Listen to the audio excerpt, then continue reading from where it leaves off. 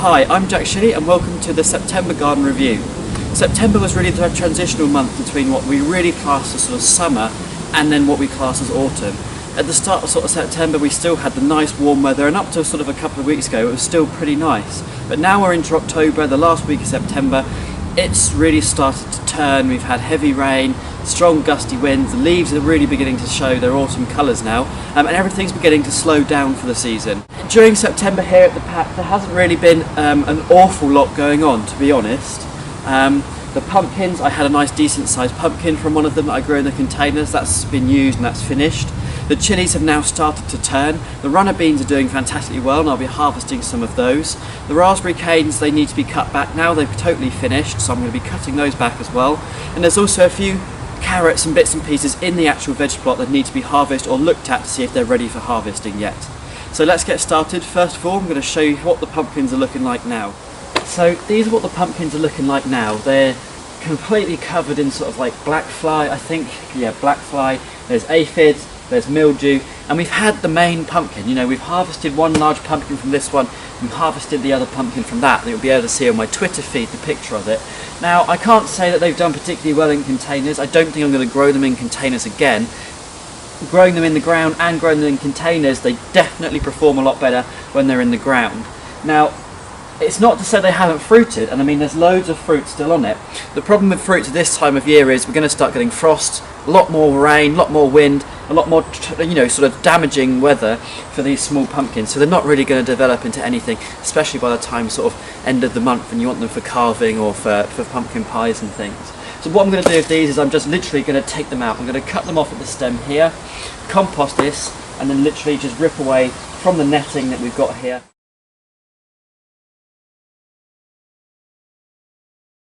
You can see with this one here, this pumpkin which has started to develop and has now gone sort of mushy, squidgy, is a prime example of why pumpkins don't sort of really develop at this time of year. It's been battered by the weather and it's just not going to do anything.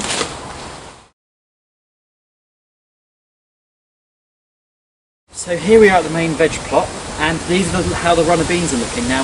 I've been away for a week down at college, so they've kind of got a little bit rampant, and the runner beans that are on here have sort of, in the nice sort of ish weather we've had this week, have grown massively and they're a little bit too long. I mean, you can still use them, they're just going to be quite tough. There are a few nicer length ones, so you want to be looking to harvest them when they're sort of about that size. That's quite a nice one. As soon as they start getting sort of this length or even this length, they're a little bit too long and they get very tough. Not quite so nice to eat. But a really simple process when it comes to harvesting them is literally just pick them off, leaving a little bit of stalk at the end, and that helps keep them fresh. And pretty much that's all there is to it. Now, again, I'm not really fussed about spraying these at this time of year. The frost is going to kill, if we do have a frost, it's going to kill the plant and anything on it. And to be honest, that's only a couple of weeks away. So there's plenty more developing that are going to last till then. And I'm not really trying to save the plants if worst case scenario is they do die and I have to take them out. But as I said, that's not too far away anyway. So just continue to harvest them. That'll encourage any remaining fruits to form and develop properly. And then, well, yeah, that's pretty much it. Now on the veg plot here, I have some really good news. The chilies, which have been putting on a huge amount of fruit, have now started to actually turn and be the colour they're supposed to be. There's a few red ones that are in these plants just a little bit further up here, but you can see probably these ones here, they're actually turning orange, which is what they do before they turn to their red colour, which means they're ripe and ready to use. I mean, there's no reason why you couldn't use them if they're orange or even this. Just going to be a lot hotter, or they might have a slightly sort of bitter taste to them. They've done really fantastically well, considering they've been outside and considering the weather we've had this year, which has been sort of on and off. We've had some nice summer spells, don't get me wrong, but they've actually done fantastically well. And to see them ripening now is a really good sign. What I think I'm going to do is I'm going to harvest some of the smallest ones, just pick them off, and that should then hopefully focus the plant's energy on ripening the large ones, just at the end of the day are the ones that we're going to want to use. Now, unfortunately, my autumn raspberry and my summer raspberry have now both finished fruiting. I'm a bit concerned with my summer one because there is no new growth. It's the old cane, it's still there, it's completely died, and there's no signs of any new growth. So I'll have to keep an eye on that. We might have to buy in another cane or just leave the autumn one in there.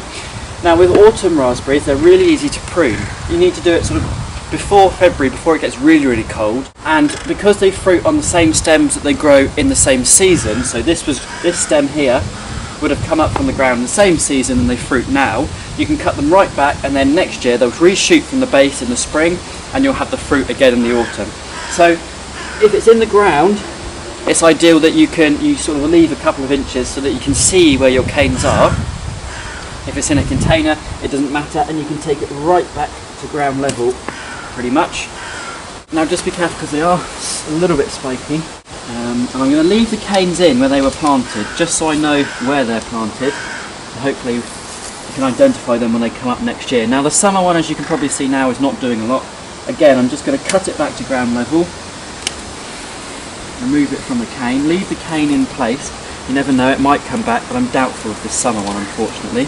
And then just pop the label on the canes so that I know for next year what I've got. Now they've been really good actually, considering it's their first year.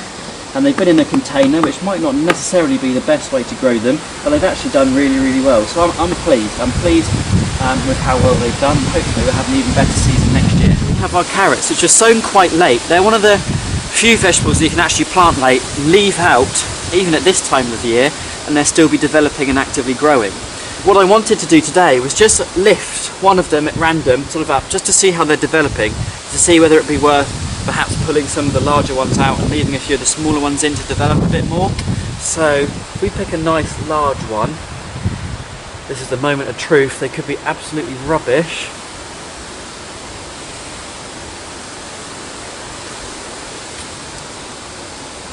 It feels quite big.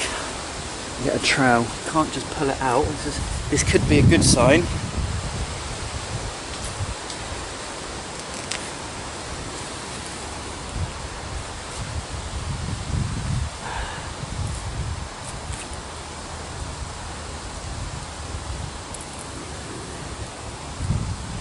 There we go, not bad, not bad, not brilliant either, but not bad. Now, unfortunately, I think, yeah, my fork went straight through that, so it's actually cut it. Nothing wrong with it, you can still wash it and use it if you're using it straight away. Now, actually they're not bad, considering they haven't been here an awful long time, probably a couple of months, maybe 3 months max, so that's not a bad size actually. And there's a smaller one next to it. Okay, so yeah, there are quite a few small ones still in amongst there. But generally, not too bad. I'm going to leave the rest of them in for just a little bit longer. I don't want to push it too much. And I'll have a harvest video later on in October. And I'll show you how they did. So that's all we've got time for in September's garden review. As I said, it's been quite a slow month, and it's really the transition between the active growing season in summer and starting to move into the more sort of maintenance season where not much is growing, it's more looking after, pruning, that kind of thing. I hope that what I've shown you today is helpful and you can compare it in what's going on in your garden, and please do post a comment about how your garden's looking and what you're doing in your garden in the comment box below. I'd love to hear from you.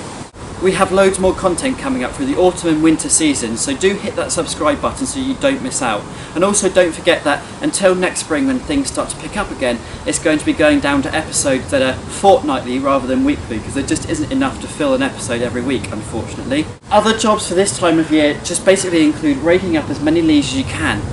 Keep them because they make a fantastic leaf mulch, and I'm going to be putting a leaf mulch on some of my fruit bushes and in some of my containers, just to sort of boost the soil up, to make sure there's a nice soil organic matter content to ensure that they're highly productive next year. Yeah, hit that subscribe button so you don't miss out. Thanks for watching, and as always, I'll see you next time.